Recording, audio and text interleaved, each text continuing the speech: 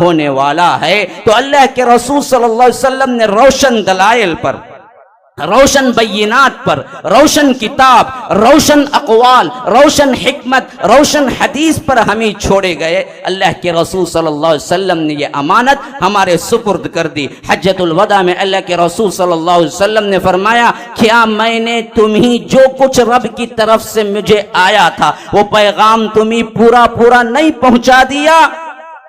3 مرتبہ اللہ کے رسول صلی اللہ علیہ وسلم نے صیغہ دہرایا، میں نے نہیں پہنچایا تمہیں، میں نے نہیں پہنچایا، میں نے نہیں پہنچایا۔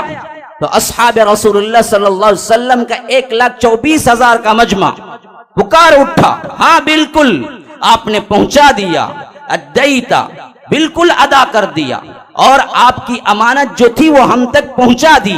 اب فرمایا اب تمہارے ذمے ہے، کیا ذمے ہے؟ فَلْيُبَلِّغُ الشَّاهِدُ الْغَائِبُ، اب جو غائب ہے، جو حاضر ہے، اس پر ضروری ہے کہ غائب تک پہنچا دے، آنے والی نسلوں تک پہنچا دے اس دین کو۔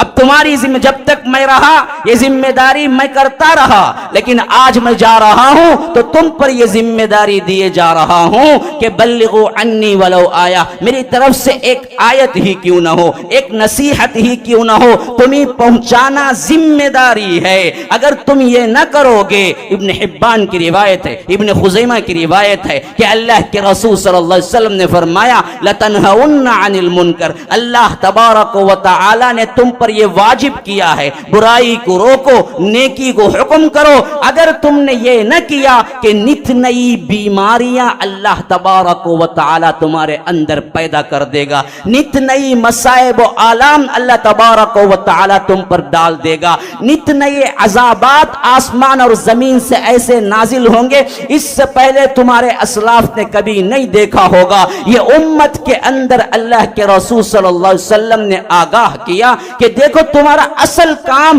برائی کو روکنا ہے اور اچھائی کا حکم دینا ہے۔ فرمایا ترمذی کی روایت کے اندر، طبرانی کی روایت کے اندر، دارقطنی کی روایت کے اندر، اور بھی کئی احادیث اور کتابوں میں یہ چیز شامل ہے، یہ بات شامل ہے۔ فرمایا من رأى منکم منکرا فلیغیرہ بیدہ فإن لم یستطع فبلسانہ فإن لم یستطع فبقلبہ وذلک اضعف الایمان۔ دیکھو اگر تم کوئی برائی دیکھتے ہو، اگر تم کوئی برائی دیکھتے ہو، کوئی منکر دیکھتے ہو، کوئی ناپسند بات دیکھتے ہو، فلیغیرہ بیدہ، تمہارا کام یہ ہے کہ تم اسے ہاتھ سے روکو۔ فإن لم یستطع، اگر اس کی استطاعت نہیں ہے، تمہارے پاس اتنا پاور نہیں ہے تو فبلسانہ، زبان سے روکو۔ اگر وہ بھی پاور نہیں ہے، زبان سے بھی کہہ نہیں سکتے، فبقلبہ، دل میں برا محسوس کرو، وذلک اضعف الایمان، یہ ایمان کا سب سے آخری درجہ ہے، اس کے بعد کوئی ایمان نہیں ہے۔ برائی ہو رہی ہے، سجدے درگاہوں پہ کیے جا رہے ہیں،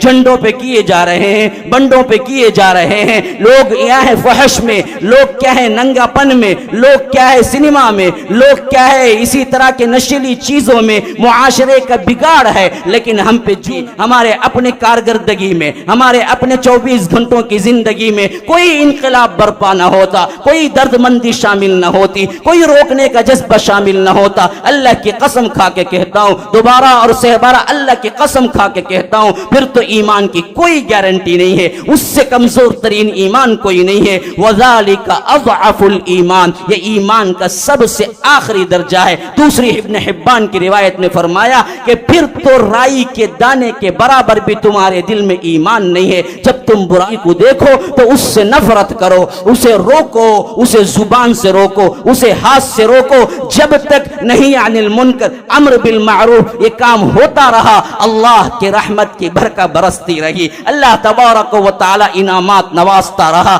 اصحاب رسول اللہ صلی اللہ علیہ وسلم کو دین بھی دیا، دنیا بھی دی، ہر طرح کا عیش و آرام بھی دیا، ہر طرح کی عزت بھی دی، شرافت بھی دی، تقدیس بھی دی۔ پھر اس کے ساتھ ساتھ دوسرے غیر مسلم ممالک میں، دوسرے غیر مسلم لوگوں میں رعب دبدبا بھی دیا۔ لیکن جب امت نے اپنے اصلی کام کو چھوڑ دیا، جس کام پر اللہ تبارک و تعالی نے فائز کیا کہ نیکیوں کا حکم دو، برائی سے روکو، کوئی دوسرا کام تمہارے لیے نہیں ہے، اصل منصب یہی ہے کہ تم اللہ تبارک و تعالی کے وہ بندے ہو جو اللہ کے زمین میں برائی ہوتی نہیں دیکھ سکتے۔ تم اگر زندہ رہنا چاہتے ہو تو برائی کو کو روکنا پڑے گا اور اچھائی کا حکم دینا پڑے گا. اگر اس معاملے میں روگردانی کی، اگر اس معاملے میں تم نے چھوڑا، اگر اس معاملے میں تساہل کیا، تو اللہ تبارک و تعالی تمہاری اس پوزیشن سے تمہیں نکال دے گا جو رب نے سب سے پہلے اصحاب رسول اللہ صلی اللہ علیہ